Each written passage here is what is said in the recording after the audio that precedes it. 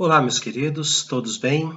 Espero que todos gozando, de muita alegria, paz, saúde, desfrutando das bênçãos do nosso Deus. Bênçãos. Nós vamos falar essa semana sobre bênçãos, tantas coisas belas, Bênçãos, em uma semana é muito pouco, para falar sobre as bênçãos de Deus. Mas nós vamos produzir aqui 5 vídeos, sobre as bênçãos do Senhor, sobre estas coisas tão belas que Deus nos dá. Nós vamos conhecer o que significa a palavra bênção, tanto no Antigo quanto no Novo Testamento. Vamos estudar bênçãos temporais, ou bênçãos comuns, bênçãos temporais espirituais, também são bênçãos comuns na vida espiritual. Depois nós vamos ver bênçãos especiais para os salvos, bênçãos diárias, bênçãos eternas e como nós podemos retribuir, as bênçãos que Deus tem derramado sobre nós. Então, nossa semana será uma semana bem abençoada, Queira assim o Senhor e confirme no coração de cada um, as bênçãos que Deus tem para nos dar. Então, vamos ali para a parte prática, o que significa a palavra bênção na Bíblia. Aparecem 640 vezes no Antigo Testamento e tem a raiz na palavra barak, que quer dizer bendito, ajoelhar-se, força benéfica. Então ela aparece como abençoados, benditos, bem falados por Deus, ajoelhar-se, nós retribuímos as bênçãos de Deus, nos prostrando diante do Senhor, e a palavra é a mesma, barak. Nós vamos ver daqui a pouquinho algo interessante, E a força física benéfica. Deus desprende força para cuidar de nós, tanto usando a natureza, quanto usando a sua própria voz para cuidar do nosso íntimo. Então, a palavra barak ela é usada em 2 sentidos. No sentido de dar uma força, dirigir uma força benéfica a alguém, Ou seja, abençoar, ela acontece, em primeiro lugar, quando Deus é o autor da ação, ele é o sujeito da ação, ele que faz isso. Então, todas as vezes a palavra aparece abençoar. Mesmo quando um pai abençoa seus filhos, ele coloca o seu desejo de que Deus derrame essa força benéfica sobre seus filhos. E o segundo sentido é o sentido de louvar, bendizer, nós barak Deus, Nós, quando o homem é o sujeito da ação, ele pratica a ação. Então, abençoar significa Deus, com relação a Deus, a nos dar coisas que precisamos, e também a palavra é usada como louvar, como nos prostrar diante de Deus, bendizer o nome do Senhor. Então, com isso, somando as duas coisas, somando os dois usos que a Bíblia faz, da palavra barak, significa que Deus desprende energia, forças benéficas para nós, e como resultado imediato é a nossa adoração. Então, é uma palavra que se constitui de 2 partes. Deus empreende a energia benéfica e, como consequência disso, nós nos prostramos, nós louvamos a Deus. É por isso que a mesma palavra, barak, ela pode ser usada para Deus e para a ação humana. A mesma palavra pode significar bênçãos derramadas dos céus, como pode significar ajoelhar-se diante daquele que mandou as bênçãos. Então ela é intimamente ligada, uma não vive sem a outra, Porque realmente as bênçãos somente Deus pode nos dar. Mas sempre Deus é o doador destas bênçãos. Então é o uso da palavra barak, 640 vezes no Antigo Testamento. Quando vem para a língua do Novo Testamento, então ela se divide em 2 palavras, gregas. Uma delas é eulogio, que quer dizer falar bem de, louvar, abençoar, abençoado seja o Senhor, ou seja, engrandecido seja o Senhor. Uma fala erudita, né? Quando alguém capricha nas palavras, ele está eulógio, ele está sendo abençoador daqueles que ouvem. Né? Nesse sentido aqui, a palavra erudita é com relação ao conhecimento bíblico, né? Com relação ao conhecimento de Deus. E lisonjas, né? Que aparece uma vez apenas na Bíblia, lisonjas, e aparece lá em Romanos 16, 18, quando são palavras que enganam. Está falando dos falsos profetas, dos falsos irmãos, que usam palavras e lisonjas para enganar os incautos. Né? Eulógio aparece 68 vezes, né, no Novo Testamento, e 40 dessas 68 vezes, 40 vezes significa louvar, enaltecer a Deus. Existe uma segunda palavra que aparece 50 vezes, é a palavra Macários, que quer dizer bem-aventurados, afortunados, felizes, abençoados. E vem da palavra hebraica Yeser, que quer dizer felicidade, bem-estar. Pronunciar bendito alguém, Macários, pronunciar para alguém que ele é bendito, ou pronunciar para alguém que aquela obra é bendita, né? Falar bem daquela obra. Olha, meu irmão, você fez muito bem o seu trabalho. Né? Então eu estou macário, estou feliz com o seu trabalho, né? E o seu trabalho está tão caprichado, aí eu passo a falar da coisa que ele fez. Né? Parece complicado, mas não é. É exatamente a explicação de que Deus nos dá a bênção e automaticamente, ao Deus terminar de nos dar a bênção, a nossa reação é de prostração, ajoelhar, louvar, nos prostrar diante de Deus, não com tristeza, mas com muita alegria. Né? Reconhecemos a nossa pequenez, a grandiosidade dele e os benefícios dele. E a partir daí, então, nós começamos a começamos a elogiar, né? Elogiar a Deus, né? A sua ação na nossa vida.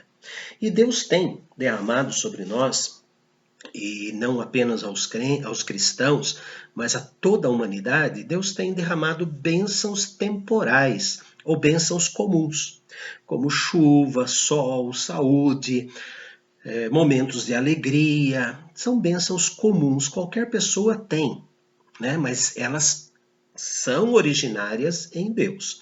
Então nós vamos ver algumas bênçãos aqui. Por exemplo, Gênesis capítulo 24, versículo 35. Gênesis 24, 35. Diz assim: O Senhor tem abençoado muito ao meu Senhor, e ele se tornou grande.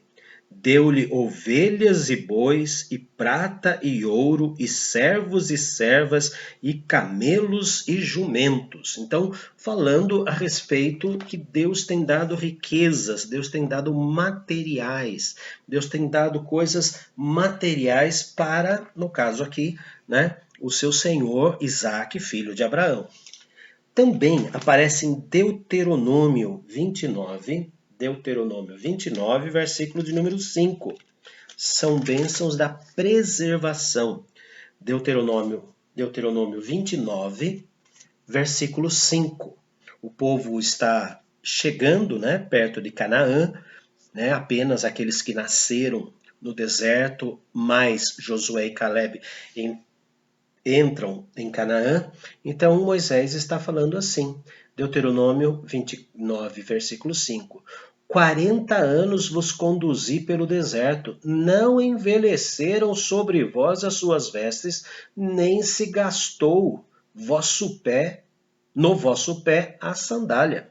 Ou seja, eu não deixei que isso acabasse. Mas ele já tinha falado isso no capítulo 8, versículo 4 do mesmo livro de Deuteronômio. Capítulo 8, versículo 4, ele deixa bem claro assim: Nunca envelheceu a tua veste sobre ti, nem se inchou o teu pé nesses 40 anos.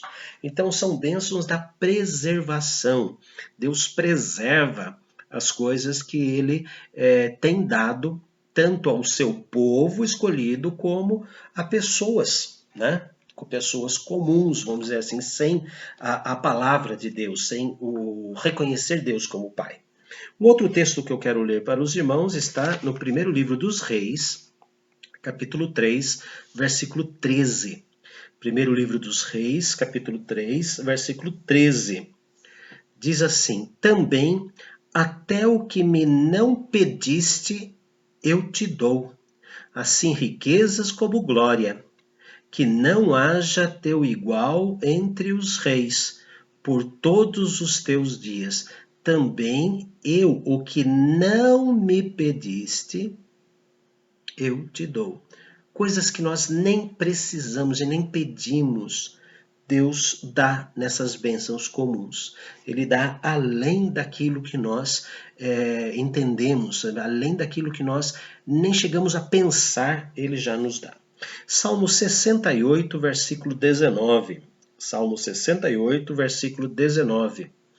Ele carrega o nosso fardo. Veja lá. Bendito seja o Senhor que dia a dia leva o nosso fardo. Deus é a nossa salvação. Deus empreendeu uma bênção, levar o nosso fardo, e como consequência disso, louvamos a Deus, né? O Deus da nossa salvação. Isso está intimamente ligado com Gênesis capítulo 3, quando Deus amaldiçoa o homem e a terra, né? Ele coloca ali cardos, abrolhos, ervas daninhas, mas também fala para Adão que do suor do rosto ele vai comer. Mas Deus continua abençoando a terra, né? Até o dilúvio, a terra recebia a umidade dada pelo próprio Deus. Então, depois que vem as chuvas, todo esse processo, mas Deus tem abençoado, inclusive ainda hoje, porque Deus é quem faz com que os nutrientes cheguem até a semente que o homem planta. O homem pode até mexer na semente, né? Quando os cientistas da área da agronomia trabalham lá nas sementes, mexendo na genética da semente, mas Deus continua fazendo o nutriente entrar na semente e produzir de uma semente uma árvore, por exemplo, um arbusto enorme, né? E os frutos que nós precisamos. Deus continua nos dando bênçãos temporais, bênçãos comuns, porque tanto cristão quanto não cristão, tanto aqueles que amam a Deus como aqueles que não amam a Deus, comem, bebem, têm saúde, conseguem descansar, têm férias, têm dinheiro, né? São socorridos, são bênçãos comuns. Mas Deus separou aqui também bênçãos temporais e espirituais. Temporais no sentido de que são bênçãos espirituais e que elas chegam a determinados momentos da nossa vida. Deus derrama bênçãos temporais, mesmo elas sendo espirituais. Quando Ele nos atende a oração para aquela enfermidade, para aquela necessidade de dinheiro para comprar isto, comprar aquilo, ou necessidades materiais, né? Então seriam temporais, materiais, porém dadas pela ação espiritual de Deus. Vamos ver alguns exemplos. Eu separei aqui 5 exemplos, né? Êxodo, capítulo 23, versículo 25. Êxodo 23, 25. Servireis ao Senhor vosso Deus, e ele abençoará o vosso pão e a vossa água, e tirará do vosso meio as enfermidades. Está mostrando, são bênçãos temporais, porém são bênçãos espirituais que Deus nos dá. Ele vai abençoar o nosso pão, vai abençoar a nossa água, são coisas temporais. Comemos, bebemos e depois aquilo é excluído pelo nosso próprio corpo, né? Somos abençoados em enfermidades, mas teremos outras enfermidades. Então, por isso que nós chamamos de bênçãos materiais e espirituais. Deus está prometendo dessa forma. Temos lá o Salmo 81, versículo 16. Agora fala de comida. Salmo 81, versículo 16. Eu o sustentaria com o trigo mais fino e o saciaria com o mel que escorre da rocha. Então, bênçãos extraordinárias, a mais fina farinha, né? A mais fina produção do trigo e misturado com o mel. Isaías capítulo 30, versículo 23, com o tempo, com a mudança de tempo, com as chuvas, né? Então veja lá, Isaías 30, versículo 23.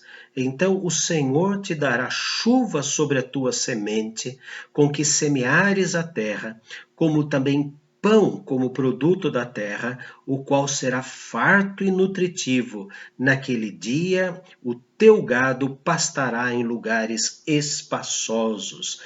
Como bênção espiritual, Deus dá bênçãos temporais, né? O pasto, o gado, todas essas coisas que o Senhor está prometendo aqui através do profeta Isaías nessa profecia que ele dá.